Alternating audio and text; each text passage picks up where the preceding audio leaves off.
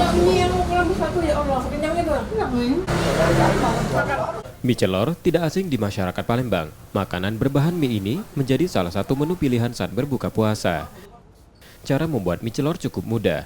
Buat kuah mie celor menggunakan bawang merah dan bawang putih, cabai merah, garam, kemiri, gula, santan, udang, dan tepung maizena.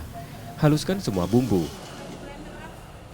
Setelah itu tumis, lalu masukkan santan dan garam, merica, gula, serta penyedap. Selanjutnya aduk sampai masak.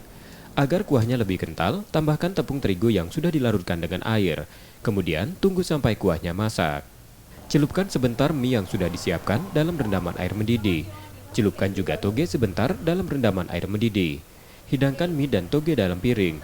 Tambahkan daun kucai, bawang goreng, potongan udang, dan telur rebus. Lalu siram dengan kuah mie celor. Pembuat mie celor Eka mengaku, mie celor merupakan salah satu makanan khas Palembang yang bisa disantap saat berbuka puasa. Selain gurih, mie celor juga menjadi menu makanan pengganti nasi. Kalau bulan puasa ini, kalau kami menjual mie celor ini biasanya untuk menu berbuka sangat banyak penggemarnya. Karena ini mengenyangkan, bisa pengganti nasi. Kalau kita untuk bulan puasa, kita paling-paling menyiapkan hanya 50 porsi ya. Karena kan kalau kita sendiri masih berjualan online.